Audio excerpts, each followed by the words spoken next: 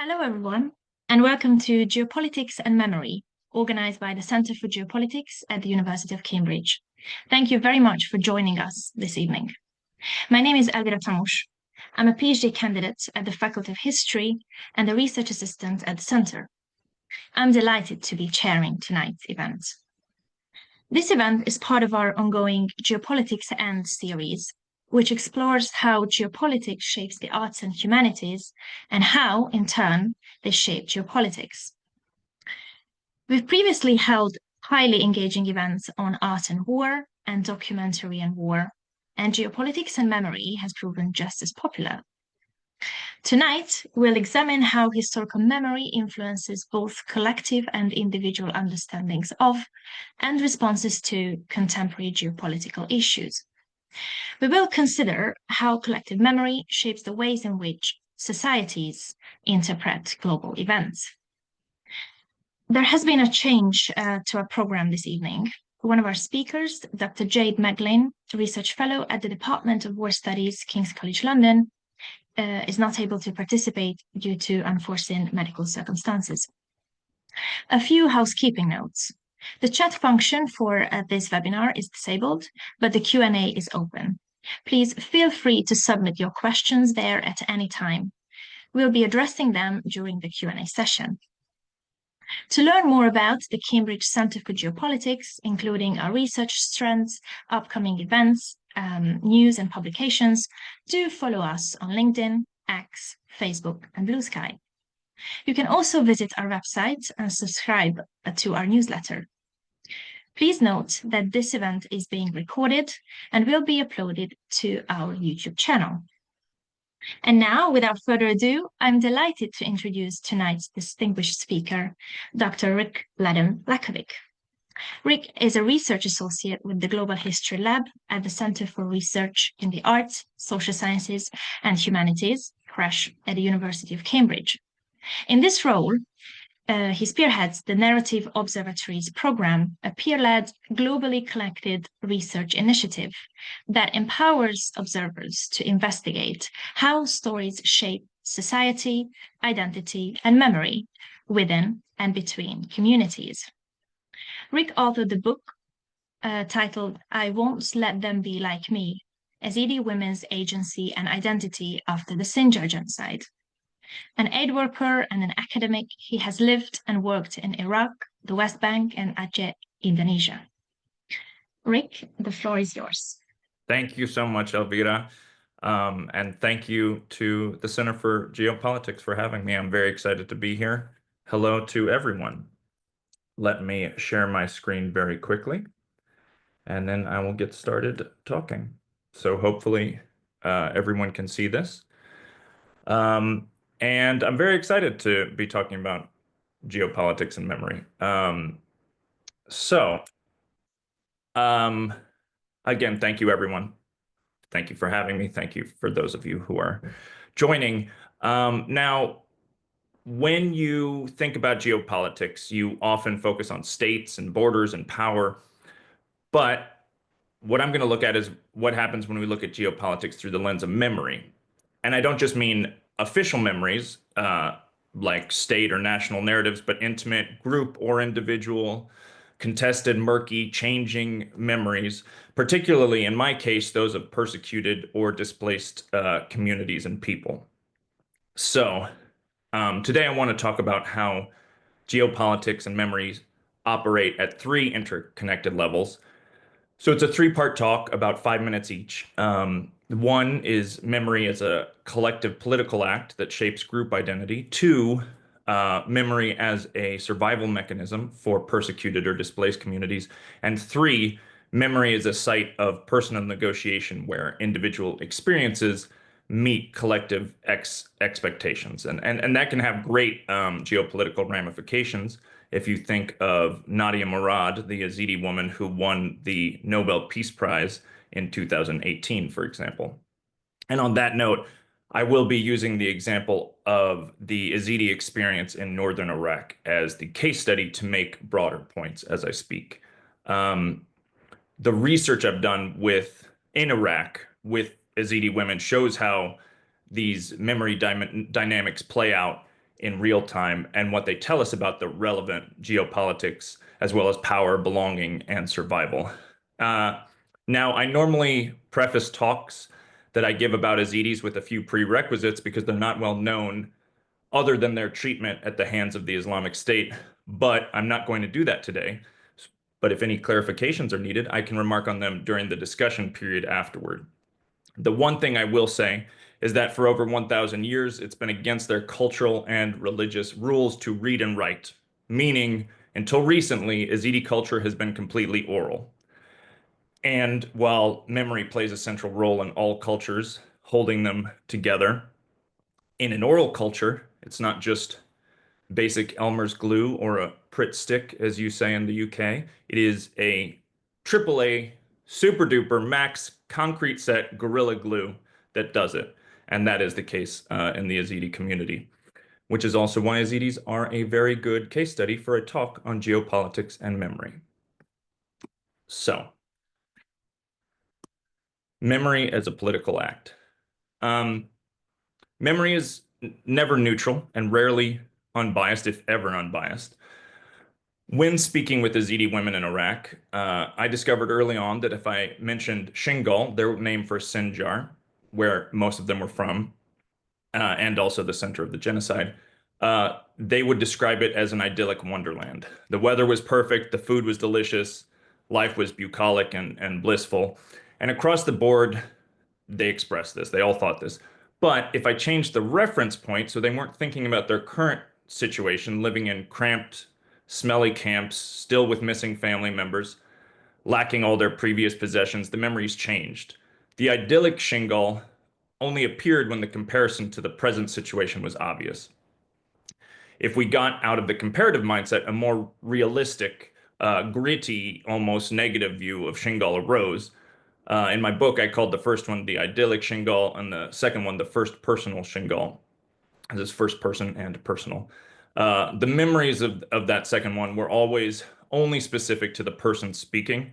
And the memories of the first version, the idyllic Shingal, were always shared. It was a collectively constructed memory of a peaceful, happy place where there was freedom, where everyone was like family, and where life was good. This memory emerged most strongly whenever the genocide was referenced and served as a stark contrast to the devastation and current situation that they were and some still are in. But here's what's crucial from an international relations perspective. The collective memory served distinct political functions.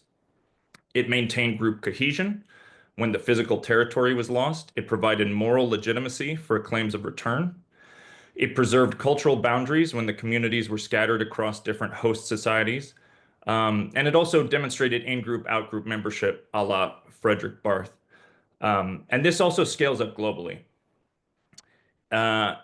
Think about Armenian memories of historical Western Armenia, Kurdish stories of an idealized homeland, Palestinian narratives of pre-1948 villages.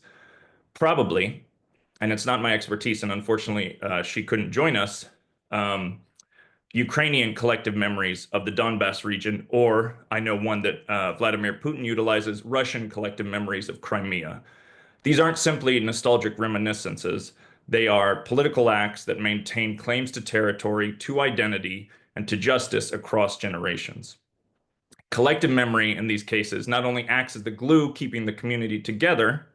Those negative memories of Shingal were always individual, private, told only to me, often in whispers, and the speakers would still adhere to the idyllic Shingal when in public. But the collective memory also acts as a form of soft power for stateless people, a way of maintaining political presence even when physical presence is denied. The second part, memory's role in displacement. Displacement has a serious effect on memory. When you lose your physical homeland, memory can carry heavier loads. For displaced Yazidi women, idyllic Shingal became more important precisely because it was lost. The worse their current conditions, living in tents, economic uncertainty, cultural dislocation, and physical dislocation, the more beautiful Shingal became in collective memory. It isn't delusion, it's survival strategy. So displacement creates what we might call memory inflation. The idealized past becomes psychologically important, if not necessary, to make the present bearable, and to maintain hope for return. From an international relations standpoint, this reveals important aspects about how displaced populations maintain political agency. If traditional IR focuses on how states project power through military or economic means, displaced communities project power through memory, maintaining claims, building international support and sympathy, preserving group identity, and doing so across borders as well. Very important for Yazidis, in whose culture you can only marry another Yazidi or else you're ostracized from the community or worse. And consider how this works globally. Syrian refugees maintain connections to specific neighborhoods in Aleppo. Afghan women, who I work with a bit, preserve memories of educational opportunities and not non-existent possibilities. These memory practices become forms of resistance against both the forces that persecuted or displaced them and the host societies that might prefer them to simply integrate or possibly forget. Sometimes host states want refugees to move on or go back in a lot of cases. And there's obviously a movement now that is more empathetic about embracing cultural differences, but it's not completely widespread.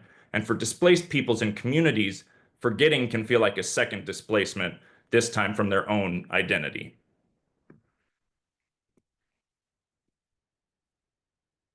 So now, memory and personal identity creation. And this is where I discuss some possible negative aspects of collected memory. It can silence individuals, particularly those less enfranchised, often women. I spoke a long time with a woman named Gerdana, a young Yazidi woman who I wrote about in my book. She acknowledged that the community remembered Shingal as an idol, but she refused to accept that it was anything like the truth. Her memories, her first personal Shingal, were of poverty, limited education, endless farm work, and absolutely no opportunities. When I asked about her favorite childhood memory, she said simply, "I didn't like my childhood. Really, I didn't like it." And that was she didn't give me a memory. A power dynamic comes into play. Gerdana had to whisper when she criticized Shingal. Even though we were alone in her family's tent, she wouldn't always say the word Shingal out loud. She would point in the direction in case her more traditional neighbors in the next tent overheard her. The collective memory was so politically necessary for the community that individual dissent in terms of experience became almost treasonous. It also shows the gendered dimensions of memory politics. I know we're not focused on gender here, but it's often women's individual experiences, in the Yazidi case, of limited education, of domestic constraints, of economic hardship, that contradict the parentheses masculine collective memories and narratives used for group cohesion. But expressing these experiences risks being seen as betraying the community when it's most vulnerable, so almost no one does it, at least vocally. Memory operates at multiple scales simultaneously. The same narrative that empowers a group internationally might disempower certain individuals within that group locally. The same story that maintains political claims might silence personal truths. What looks like resistance at the international level can become oppression at the community level. The power of memory works differently at scale. To conclude, the geopolitics of remembering and forgetting, what this tells us, even when memory is personal, is that it's always political. How communities remember and forget shapes their capacity to maintain identity, make claims, and survive. It also reveals the tensions within these processes. Collective memory can be both liberation and constraint. It can be a survival tool and a silencing mechanism. Understanding these dynamics matters because in our world of massive displacement right now, due to climate change, conflict, or just economic migration, millions of people are navigating these same tensions between collective survival and individual truth, between political necessity and personal memory. There isn't a question or an answer to whether collective memory is good or bad. The question is, how can we better understand its political functions while simultaneously creating space for the individual experience? Thank you. That's actually the end of my original talk, but because our other speaker was unable to make it, I have a second part now that is a little bit broader in scope. And so, with your permission, I will continue on. And it is the second half now. Memory as geopolitical power, how collective narratives shape international relations. In terms of how memory acts politically, I want to argue that this goes far beyond any single case study, like my work with the Yazidis. Memory isn't just historical background, it's an active force shaping current geopolitical behavior. And here's the central thesis, my central thesis. If you control the memory, you control the narrative. And if you control the narrative, you control the power. So let me walk you through some key ways this works in practice. I'm going to use a lot of examples in this short talk to make it concrete. Memory creates identity. I think we all accept that. Collective memory creates collective identity, and that drives geopolitical behavior. This isn't abstract, it's measurable and it's predictable. If you look at World War II, which created completely different collective memories across diverse societies, the British memory of standing alone against fascism created an exceptionalist identity. You can tie that to the exceptionalism, to Brexit, to resistance to EU integration, to the persistent notion that Britain is punching above its weight globally. The German memory of the same war, focused on aggression and guilt from the Holocaust, created a pacifist, multilateralist identity. This explains German reluctance on issues of military intervention and the general emphasis on diplomacy. The American memory of saving the world created a global hegemon identity that still drives military interventionism and democracy promotion. I'm not saying these identities didn't exist beforehand, but, and let's say some of them did, these new memories were then used to reinforce those identities and became national myths. The same historical event from different perspectives created different collective memories, completely different geopolitical identities and behaviors. So memory doesn't just reflect identity, it actively supports it and helps to create it, like with the US. And it can construct it too, like with Germany. And now identity then drives geopolitical preferences and actions. These memory-based identities then shape how nations interpret threats, choose allies, and respond to crises. The memory-based identities, I'm sorry. Let me give you actually an example of how pervasive this pattern is.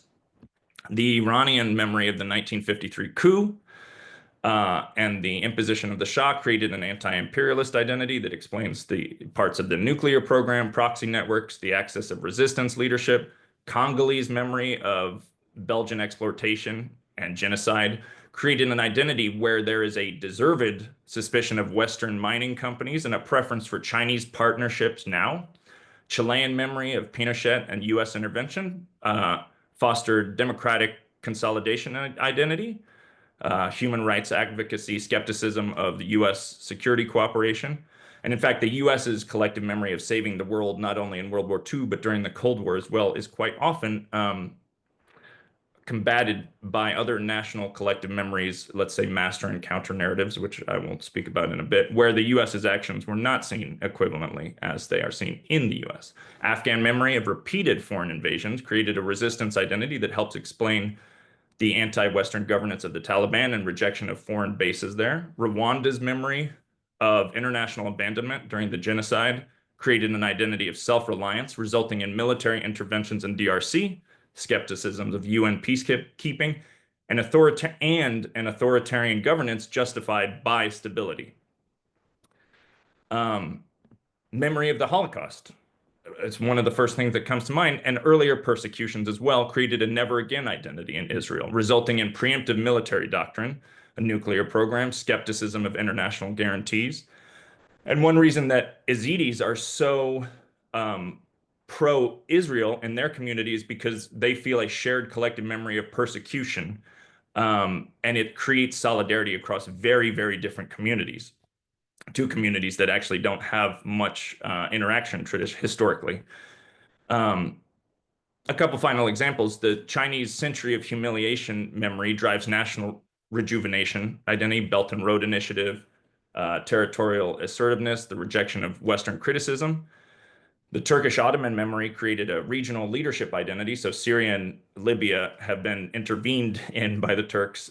Neo-Ottoman foreign policy, tensions with former territories. And interestingly, the Turkish collective memory before Erdogan was very different. So it can demonstrate that a single person can transform collective memory.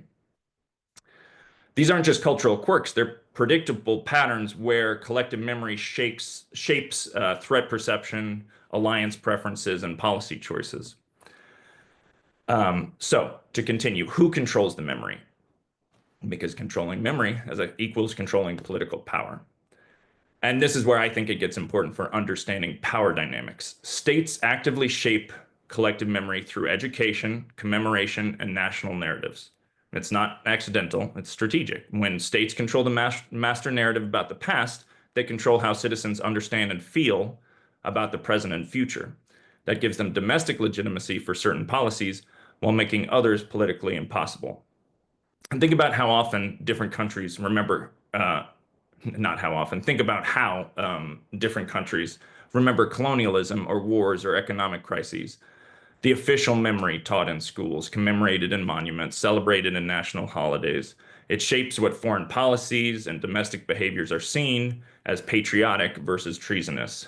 I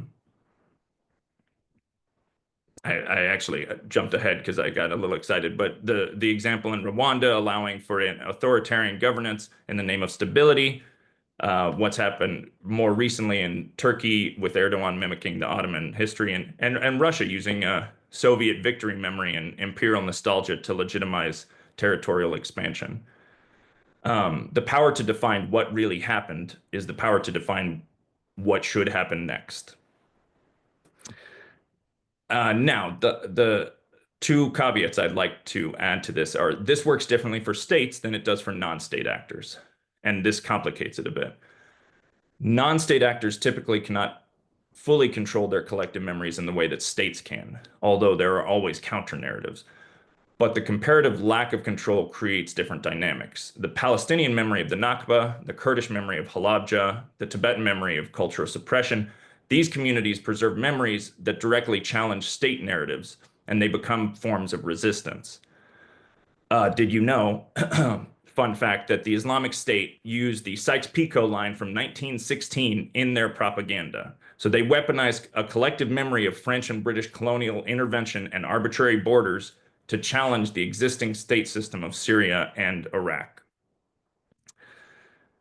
The diasporic communities often become guardians of particular collective memory versions. The Armenian diaspora maintains a collective memory of the Armenian genocide, often different from that of Armenians in Armenia. The next thing that I say complicates this will be related to that, actually. Diasporic communities often preserve collective memories more intensely than people still in the homeland, and they influence homeland politics from abroad. Think of Irish Americans preserving collective memory of the famine and British oppression in Ireland, and that collective memory preserved by a non-state actor was strong enough that not only Irish Americans, but general American public opinion of the IRA differed greatly from the general British public opinion of the IRA. For stateless peoples, also, collective memory becomes their primary form of soft power, the way they maintain political claims across generations without territory and without military force, as I spoke about earlier in regard to Yazidis. And now the last complication. The digital age is transforming all these dynamics. What I think changes the future of collective memory studies and geopolitics and IR and conflict studies and everything in between is technology. Digital platforms are revolutionizing how collective memory forms and spreads. Social memory creates new collective memories in real time, often bypassing state control, community control, leadership, and often societal control completely. Younger generations have different memory frameworks, and they respond to conflicts completely differently from how their parents did. The traditional gatekeepers of memory, schools, monuments, official commemorations, are losing their monopoly. It democratizes memory creation, but it also fragments it. We're seeing competing collective memories within the same societies shaped by different digital echo chambers. I can't say whether it's good or bad, but I do make sure I get I get poor sleep debating myself about that every night. So to finish off, memory isn't just a background context to geopolitics, it's a fundamental driver of it. Understanding how memory creates identity, drives preferences, enables control,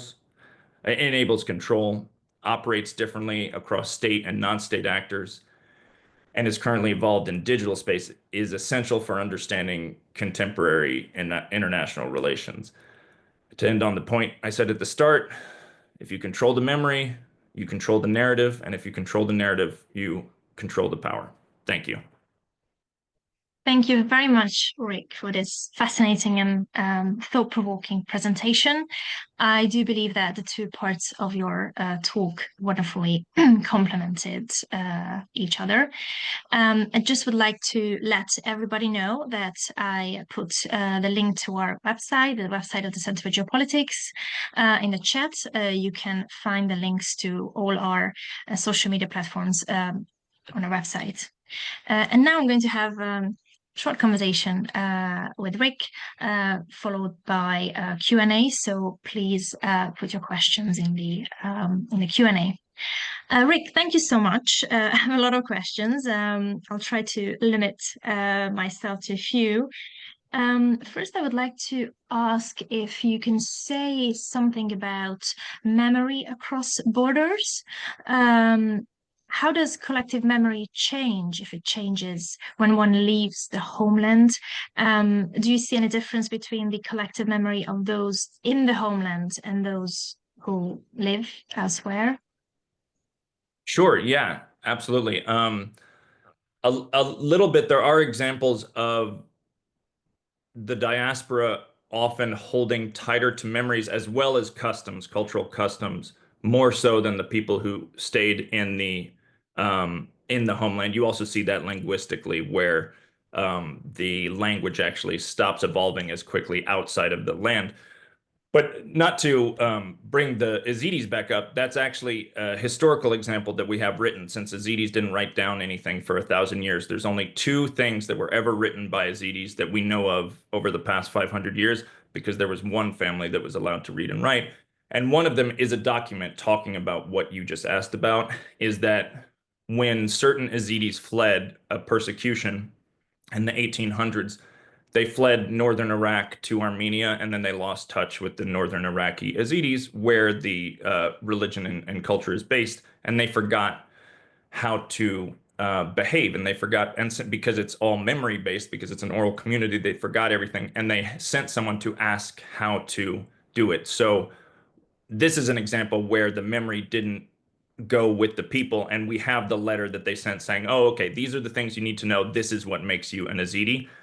But more often than not, when people leave the community, they bring the memories, and they don't, because the people who stay, things continue to evolve, typically, even memories. And because memories are a reflection of what's happening right now, often a better reflection of yourself in the present than it was in the past.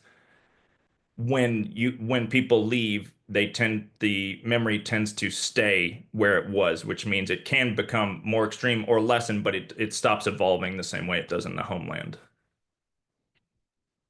Okay, fascinating. Thank you so much. I have another question about Yazidis' thinking of geopolitical conflict around the globe.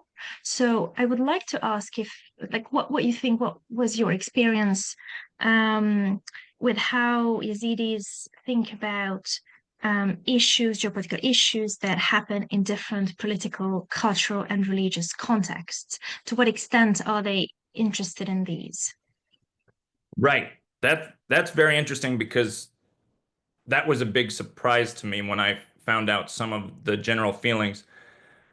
Now, again, historically, the culture members didn't read or write, so it's a newer thing that they're reading and writing, and part of that is also reading the internet, getting international news, talking to community members who have gotten asylum in Australia or France or Sweden. And so they are much more aware of conflicts around the world. Because of the collective memory of, they count 74 genocidal persecutions in their entire history. So the genocide by the Islamic State in 2014 to 2017, that was number 74. So they still count 73 other ones in their collective memory. They tell stories about it. They have songs that they sing about it. and almost all of those persecutions they associate with Muslim people. So in conflicts around the world, if one of the side is Muslim, they almost always root for the other side.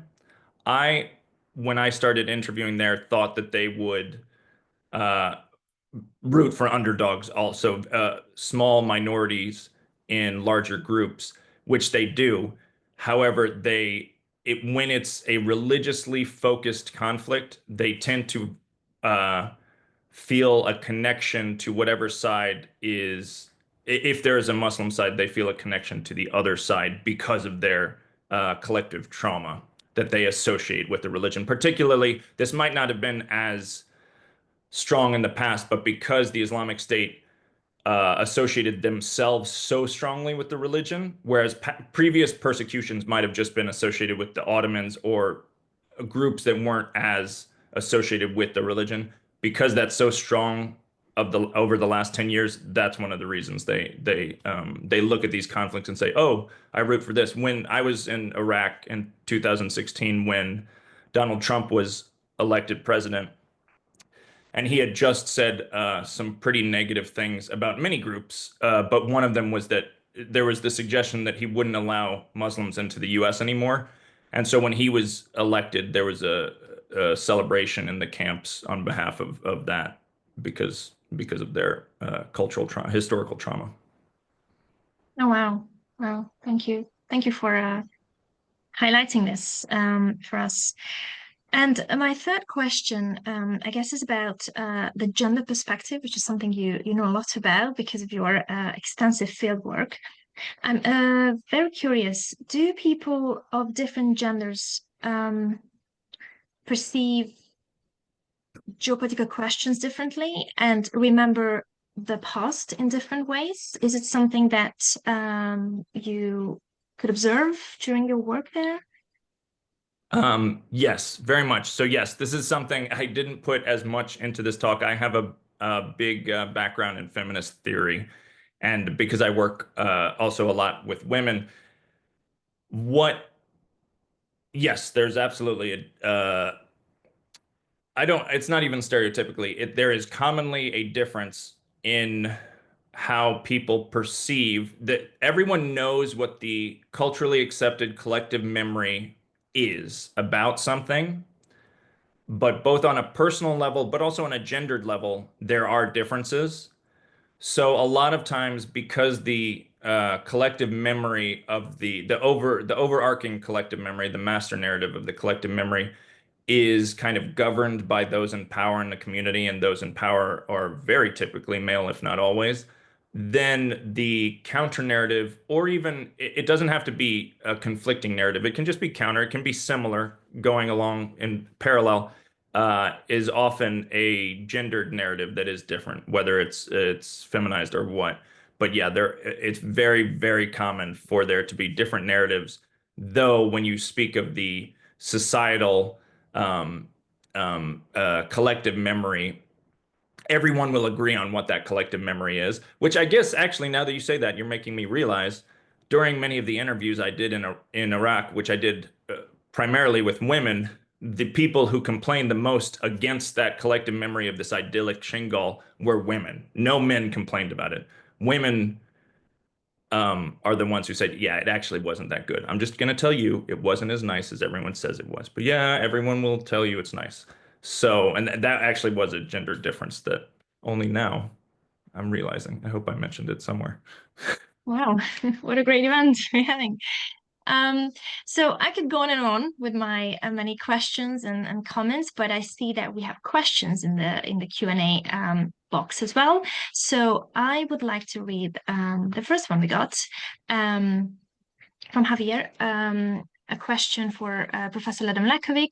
I would like to know whether identity has a certain temporality. I'm thinking in alliance between China and the USA, when China perceived the Soviet Union as a threat during the 1970s. Previously, from the 1920s to the beginnings of the 1970s, China and the Soviet Union were allies.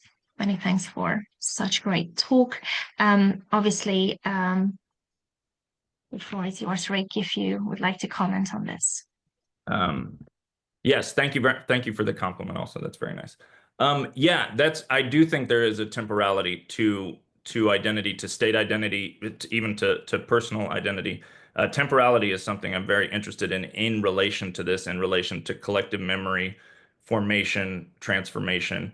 And when you look at it on a macro level, states or non-state actors and groups, time absolutely matters. And in relation to what you're talking about, which though I'm not an expert on that time period in those countries, one thing I always think about that reminded me of is the period between during World War II and then the next from the end of it in the next 5 to 10 years, where in the US media, but especially the politicians, always called Stalin Uncle Joe because they were trying to make him a friendly, accessible guy. Part of the story was, oh, Uncle Joe's on our side. Yeah, even though they had all these behind the scenes, oh, and we're not actually sure we're politically going to get along, the US and the USSR. But the public master narrative was that, oh yeah, he's just like us. His name's Joe. He about as American a name as you can get. And obviously, in a very short amount of time, the USSR became the counterweight to the USA. So yes, I think temporality plays a huge part in this. And actually, from what I said right before, I think if the 74 genocides that Yazidis have experienced, if the most recent one wasn't so focused on religion, I don't think the Yazidi community would feel so strongly about other conflicts, other geopolitical conflicts around the world, were it not the people who attacked them were so focused on their own identity of religion. So in that way, the temporality there really matters as well. That's a great question. That's a great question. Thank you very much, both of you. And now we have a question which is really timely, I think, very important in our society as well. From Quentin, does a variety of memories in a multicultural society always create divisions within the society, or can it sometimes bind the society closer together? Great question. I I think that's going to be debated probably for as long as humans exist, at least since globalization. I think politicians debate it, academics, social workers. I used to be an aid worker. Uh, I participated in something.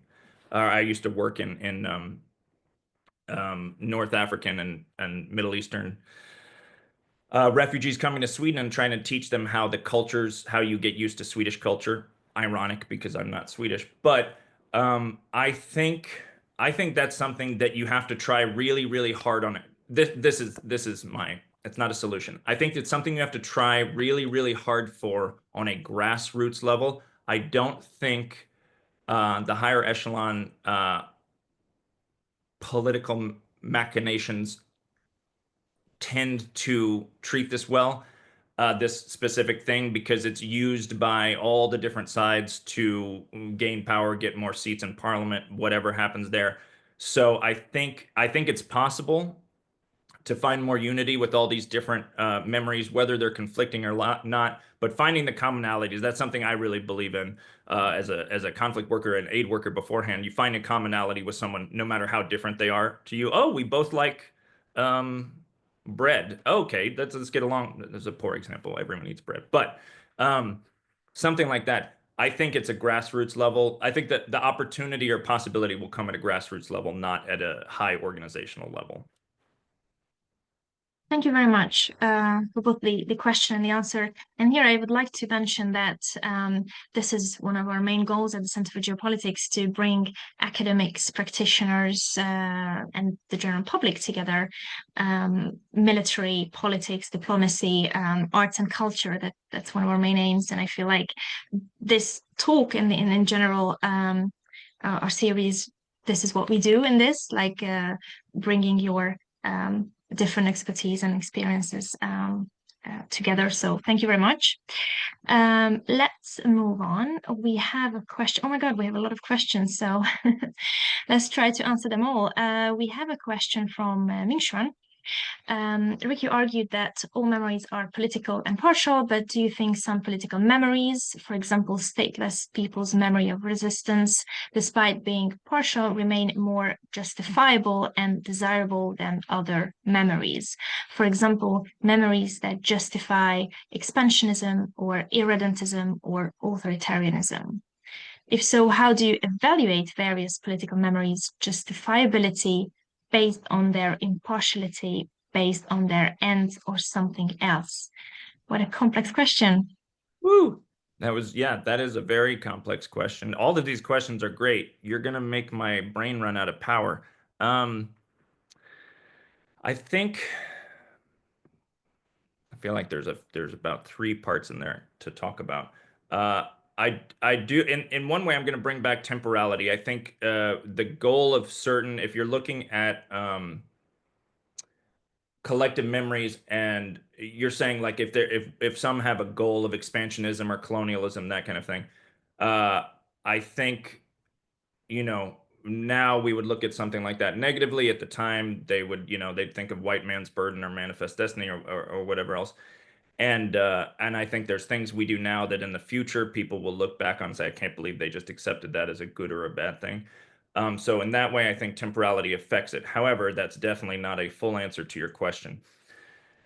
In terms of which ones may be more or less valid, I think in that way, sometimes you could say, I'm obviously hedging my bets. You could say that individual memories will tend to be more innately truthful than collective memories. So if you're comparing those two, I'd say there might be a bias towards the individual memories being more reflective. Doesn't mean good or bad, just more reflective of reality. That doesn't always have to be the case. Obviously, memories are very often not factually accurate. And one thing that the organization I work with, the narrative observatories that I run, always say that we're not looking at the factual accuracy of memories. We're looking at what the memories mean. Why does someone have that memory? What does it make them feel? Because they have it, what do they want other people to feel with them having that memory? So are some memories more justifiable than others?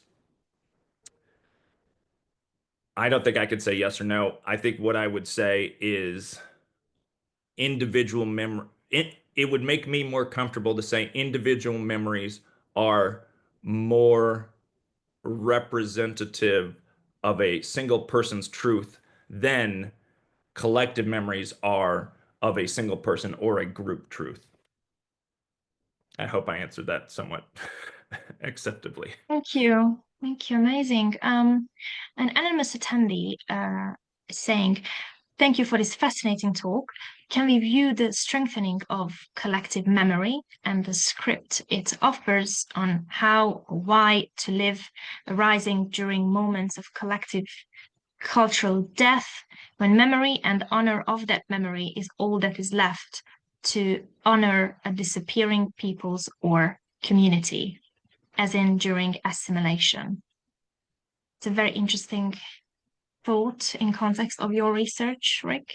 Yeah, I think Yazidis are at a stage where there's the fear that the culture might not exist for much longer because they've been so many have been I'll say forced out of the country just in order to live, and because they have to marry Yazidis or else not be considered Yazidi. That happens. Sorry, Elvira, could you tell me that question one more time? Um, yes, yeah, I'm trying to read it. So, can we view the strengthening of collective memory and the script it offers on why or how to live arising during moments of collective cultural death, when memory and honor of that memory is all that is left to honor a disappearing peoples or community? So maybe the attendee can clarify this question, but I guess they refer to like looking at the strengthening of collective memory when all is left is to honor a disappearing community. Hmm. Okay. I think one thing there's two examples besides the Yazidi example that I can think of is one is uh indigenous peoples in certain areas that are their lifestyle, say in South America and what happened in North America centuries ago, where the lifestyle doesn't exist anymore, or in South America, it's you have the final speakers of a certain language or the final cultural representatives or people. Um, and in that way, it's storytellers to some degree, journalists, but also academics. It's almost an emergency drive to write down the history, the stories, the narratives of those people before they disappear. But it's an extremely sad, depressing thing if it's happening. The other And so I don't know if I guess honoring the collective memory is the way you honor the collective memory is to collect it. Collective memory is to collect it outside of the community. But the other thing is in this happens throughout human history. So in recent times, say the communities in certain areas. So I sometimes think of the Yugoslavia was such a mixture of people. And now there are certain communities that while they still exist elsewhere, they don't exist in their homeland. So if a certain area of I don't want to give a specific example, but like a certain area of what is now very I'm trying not to do it by religion because but basically it was such a patchwork of people, but now since they've kind of gone to, okay, Bosniaks here, Croats here, Serbs here, but even then Kosovars like that, the historical areas that were, oh, this 600 years Kosovars lived here and now there aren't anymore. So in that way, the people still exist, which is important because that they're the humans. But also like what Milosevic did, where he purposely tried to eliminate the visual representation, the structural representation. This is when the protection of cultural heritage uh, became a focus where, and it's something the Islamic State did too, destroying things to and considering that genocide, saying, okay, this is a sign that someone else used to live here. I'm going to destroy it. You're not actually killing people. You're destroying their memory, the physical memory of them. So in that way, when the people leave, and one of the first things Elvira asked is the diaspora, even if it's a nearby diaspora, the memory goes with them, but nothing else will evolve. The evolution stops. And so I think that's the other time when that can happen, but that has happened throughout human history. Viking Age, I can think of examples. Pretty much every country before there were nation states, after they were, this has existed everywhere. So that's the other thing. But in terms of honoring collective memory in a modern day, I feel like, especially if the idea is the holders of that collective memory are unfortunately no longer going to be there anymore or able to hold it, then I think that the best way to honor it, I guess, is to try and save the memory itself, Thank if I you very understood it. much. We have a question regarding the global south, south's perspective from Penelope. I would like to ask, from a global south perspective, it seems governments of the global south usually utilize a traumatic and negative collective memory narrative. For example, you mentioned Rwanda and China. Can you say something about this use of traumatic and negative collective memory? Yeah, yeah, unfortunately, the global south, especially on that continent, is so tied up with the horrors of colonialism that it's hard to disentangle that, and I'm not sure it should be. One example on the positive side before I answer that is the identity of Ethiopia. One of the examples I didn't give in my long list of examples is the identity of Ethiopia considered not to have been colonized, so that became part of their identity, which is why they why one of the reasons you could say they would want to be the host of the African Union. Okay, we've done this. So there are some positive examples. In terms of let me make sure I use the proper phrasing that you used, utilizing the negative in a collective memory. So there are many collective memories that are negative.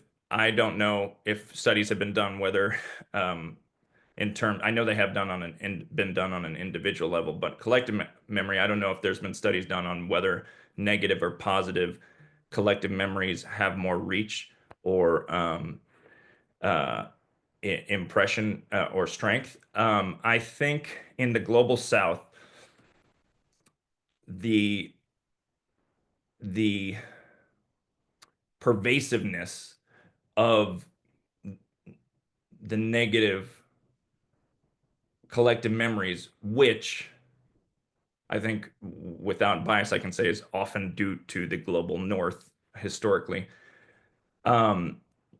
It's just what matters is how that collective memory is utilized, whether it's utilized by, say, Idi Amin in a certain way that can turn into a very aggressive, violent way, whether Thomas Sankara, you use it in another way that opens up social support networks, who then was unfortunately killed.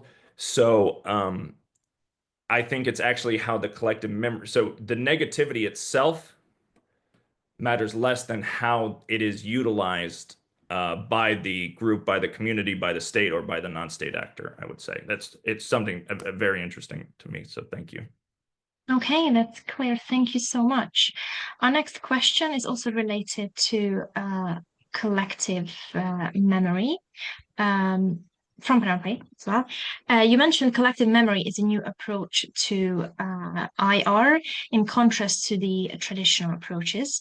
I'd like to ask, does this approach reflect that there is overall a methodological shift in international relations research recently? And if so, how? Thank you. I think there is a partial shift with some people. I have been trying myself to collate the different papers that are academic discussions of this exact topic. I don't know if I wouldn't say it's widespread because it wasn't. I found quite a few, but they weren't that easy to find. I do think things, whether it's, official, Halbach's definition of collective memory coming from a philosopher, a sociologist, I don't know if it's directly coming straight from him, but the integration, this is something also I think geopolitics does, and Crash generally, is take different ideas from different disciplines and see if they work together. And I think there are enough people now who have seen, oh, wait, I do think IR and I do think collective memory studies do actually work together. Just like I've seen some new papers that were very interesting that very traditional IR theorists have incorporated aspects of ethnography and anthropology.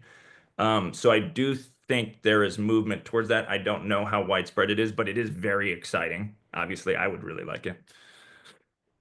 Yeah. Thank you so much. As Penelope said, this is a very intuitive and interesting talk, and I agree. We have another question from the audience. Neil asks, what happens if the displaced group returns to their home? Is it dependent on the size of the two groups or the extent to which the displaced were geographically dispersed? So Neil is asking about, I guess, collective memory in case the displaced group, returns to the homeland. Very interesting question. May I ask a question back before trying to answer it? Sure. Do you have an example of that happening? Or one in your mind, like a specific? Neil, if you could please Yeah, I'm sorry write for in the putting you Q&A on the spot, box Neil.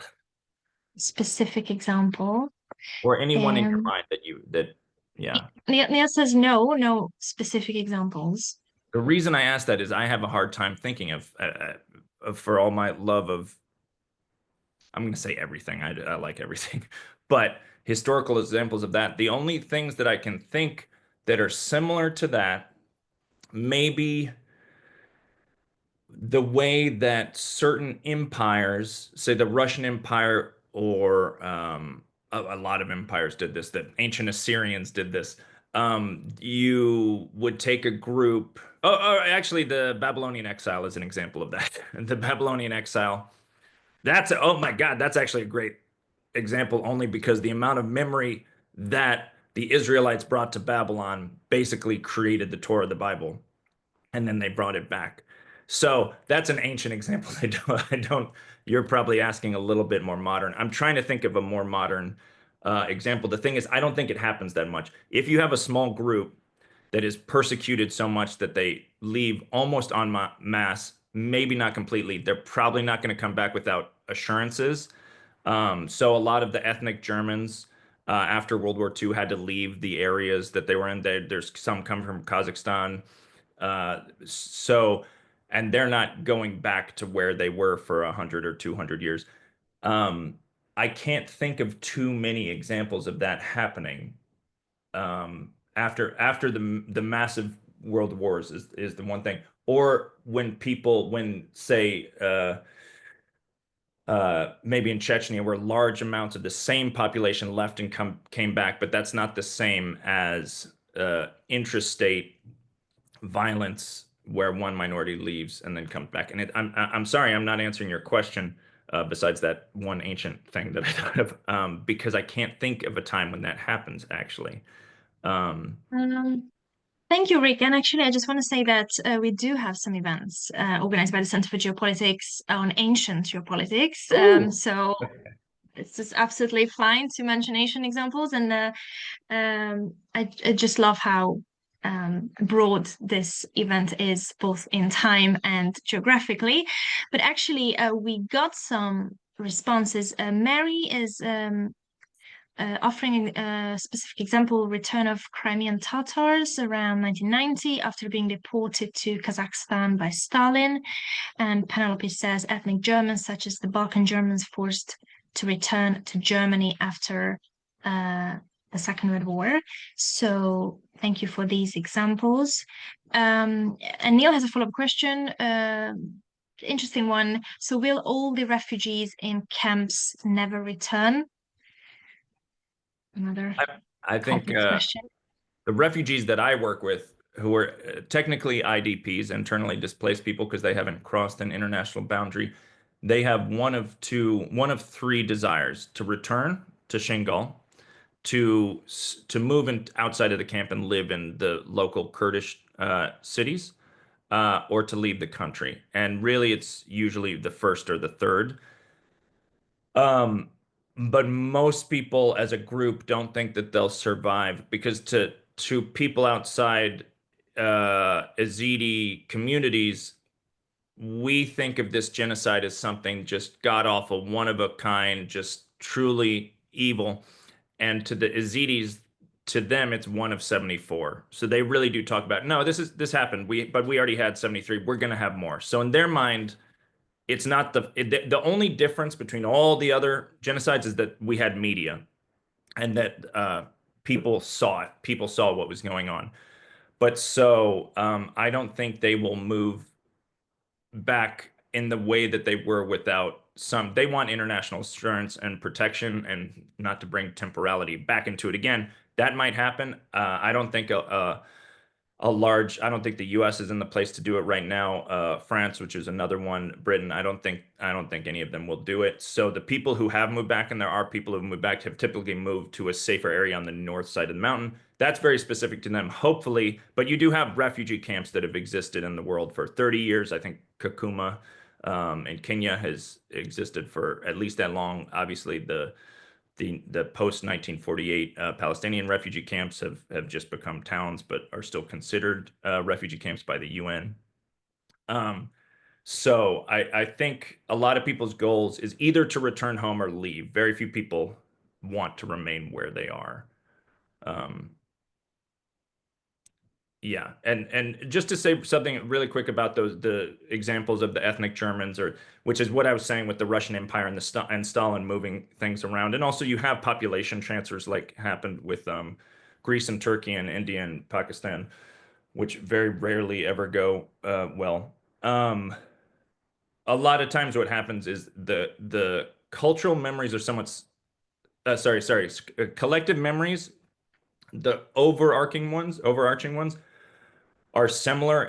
The cultural behaviors are usually a little bit different, and that's interesting. Oh, we're all, Orthodox Greeks, but you're from over there. I'm from Cappadocia. You're from, okay, well, oh, but we all have this, master narrative or collective memory. So it is interesting in that way. Same ethnic Germans coming back. The example I use, because I just spoke with someone who's ethnic German, but family is from Kazakhstan. They had all these men. Oh yeah, we had this. This is a story we always told in our family, but none of our neighbors knew it because they weren't ethnic Germans. Now that we're back in Germany, you guys know our collective memory story. That's really interesting, but the cultural behaviors are a little bit different. But yes, sorry. Thank you for that last question. Thank you so much. I just would like to ask our audience if you have any more questions. We have a bit more time for questions. Please put them in the Q&A box. We have time for a few more. I just would like to ask you, Rick, about something that would kind of justify the existence of this series we had, the Descent of Geopolitics. Do you think that there is an interest, maybe increasing interest in geopolitics in the several disciplines you have worked in? Do you think that there's still a lot of work that we need to do to kind of connect these disciplines, these fields? So what can you say with your background about this question? To connect geopolitics to the different fields I work in, or to connect memory to those? Actually, both, but I meant geopolitics and other arts and humanities disciplines, fields, areas that you have experience in. Yeah. Well, I mean, me personally, I find it extremely interesting to connect geopolitics to all these different things, whether it's memory or ethnography or feminist theory. Um, and in some ways, you know, my original background is in international relations in some ways. So maybe I'm biased, but um, I don't know if there's more work. I think more work to be done in terms of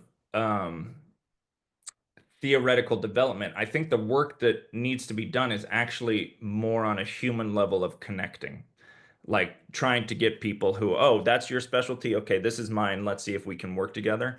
Because and then you can see what theories come about. There's so many different theories that are either shared or independent, but it's the hard part is actually getting them across because so many. This is not just in the UK. So many different disciplines are siloed. So I think it's really that's why I love if I haven't said the geopolitics and series. I saw the geopolitics and documentary one and one or two others, and I love that you're mixing them. When you told me about this and invited me, I just got overjoyed.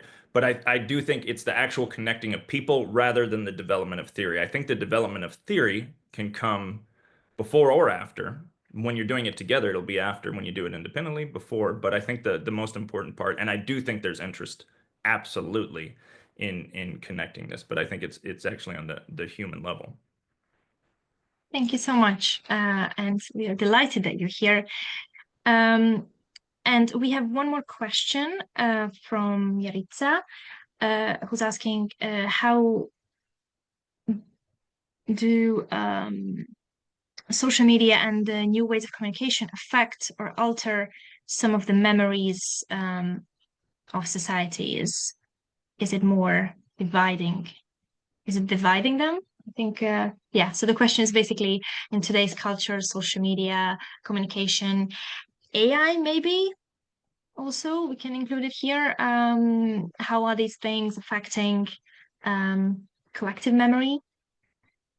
Yeah, so this is the thing I mentioned very quickly that keeps me up at night debating myself. on whether whether this is the positives or negatives of social media, especially in this regard, both in human interaction, but also in collective memory and individual memory, and how that affects the community and society. What social media is doing is allowing collective memories that were not developed organically, I will say, among people, among families, among neighborhoods. They're just being created without a locality associated with them. They're being created online.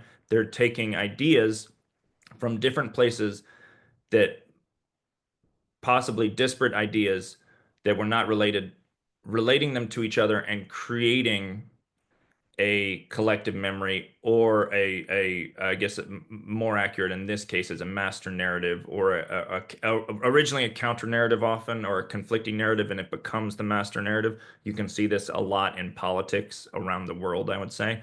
Oh, this is a huge issue. It's always been an issue. But if you went back just 5 or 10 years, you wouldn't be able to find this being a huge issue, whatever this is. So I think social media is doing that. And I think it's doing it it's very good at it, and I think it's doing it at an aggressive rate that's somewhat um, scary. I don't know how to combat it. And it does tend to, it seems to me that it tends to be more on the negative side than the positive side, in these narratives that are being created. So I don't know, and especially now, unfortunately, because of my language and where I was born, I have I pay attention to a lot of things. This isn't unfortunate that I pay attention to things going on in the US, but I'm more aware of what goes on in the US than elsewhere sometimes. Um, and that so much social media has had such a strong effect there. But the fear right now, and it's being replicated elsewhere, is that because of whatever politics are going on, the regulations of those media companies are being completely torn apart. So there are no regulations, which means these narratives can arise without any checks and balances of any sort. And there's no way to disprove them if they're not correct, that kind of thing. So it's not just, it's not, I'm not saying conspiracy theories. I'm saying they become true collective, they become true master narrative. This is actually the level I would say. They become true counter narratives or conflicting narratives, then true master narratives, then they become a collective memory, and all of a sudden they're true. And that's what I said earlier when I work with student research in the narrative observatories. I say the truth of the memory doesn't matter. It's how it makes you feel, how it makes the person feel, how. So you're not looking at whether this person's individual or collective memory is true. You're looking at what effects it has on them and on other people. And so when you think of that in relation to what's being created on social media, it can be very scary, because truth sometimes is so far away from what the master narrative is that it's hard to even see the connection. And because the second part of what I said, that connection between the person who controls the narrative, the memory controls the narrative, controls the power, that's the fear. That's what keeps me up at night debating how to, whether it's good or bad, and what to do about it. Okay, thank you so much. I would like to have a final question, which is probably a bit more personal, since we've been talking about memory. And it was like 10 years ago that you did this research with the Yazidis, or no, maybe a bit less, 7. 2016 to about 2020. I Okay, went over right. it that when, So yeah, sorry, please. yeah, so I was just I was going to ask you about whether you're in touch with the people who you interviewed, you worked with. Just a general question, how they're doing and how you keep you maintain a relationship with them. And also if you can say something about how they perceive now geopolitical conflicts around the world, if you know anything about their response to um, their perceptions of, all these conflicts and issues we have around the globe. If you can say something about this, I think that would be great. Thank you. Absolutely. Yeah, no, that's a great actually question to wind up on. I try to stay in touch. This is one of those positives of social media, and that I can stay in touch with people in other countries. Some of my closest friends got asylum in certain countries, and these friends, some of them are people I actually interviewed for the book. Other ones are people I used to work with because I was an aid worker there, which was separate from the research I was doing. Um, and I'd say, and then some of them are still in Iraq, but the ones that are typically went back to Sinjar, to Shingal. Um, they there is probably a difference between those who left and those who stayed, just because you're seeing different cultures when you're living in a new country. You're seeing how, and I actually say this in my book, when they came from Shingal to the Kurdish area, they saw that Kurdish people acted differently from them, and that actually opened up their eyes in another way. So imagine going somewhere very different that you don't know anything, you don't know the language.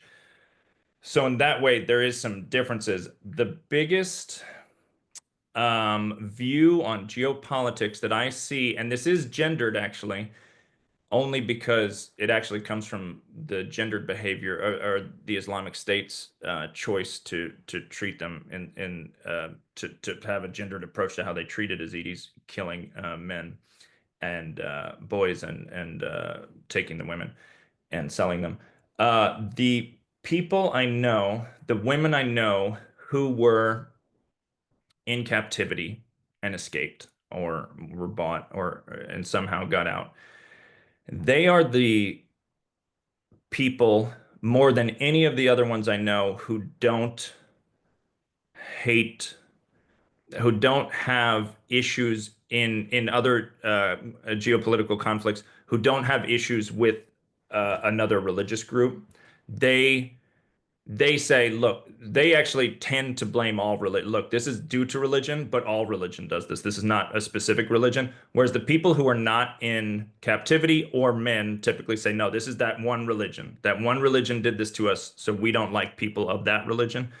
And the women, oftentimes, and even some who weren't in captivity, say, it's not just that one religion, it's all religions. And they tend to turn it into it's all religions, which also give the excuse of why women aren't in charge, why men are the decision makers, that kind of stuff. So that actually has developed over time, which, we, I have conversations about in if Facebook Messenger and WhatsApp is how I stay in communications with them. I have also gone to one country to visit one of my closest friends and their family.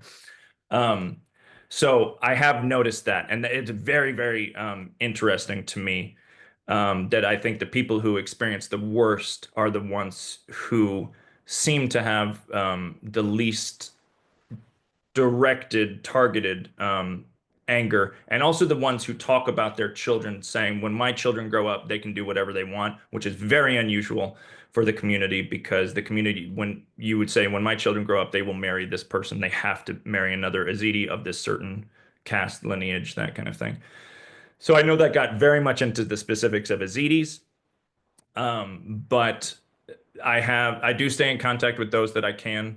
And the other really great thing that's a positive is that the person I spent the most time with, who was my translator, she and I became very close. And then over COVID lockdown, which was arguably much rougher in the camps in Iraq, she and I, over lockdown, we both got married at almost the same week or month, right around the same time, and so we shared photos online of that. So that was very nice. Just a little side note, but thank you. Wow, what a parallel. Um, Thank you so much, Rick. I just would like to say to everyone, our audience, that I also put a link in the chat to the Crush website, where you can read about the Center for Geopolitics, also Global History Lab, where we're also both work. Rick, his bio can be found there, and also his book.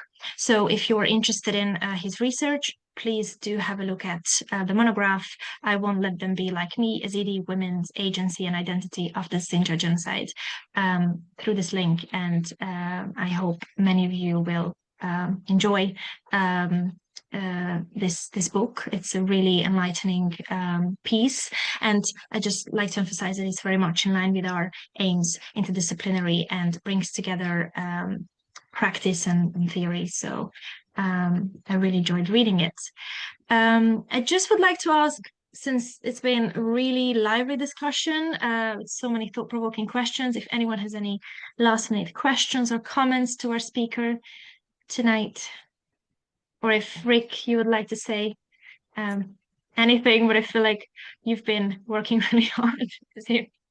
No, I mean, these questions have been amazing. I wrote them all down as well as I could. They're all, I also really love getting questions that I haven't thought of, which is a lot of these. So I really, really appreciate it. And it's a great forum. So thank you.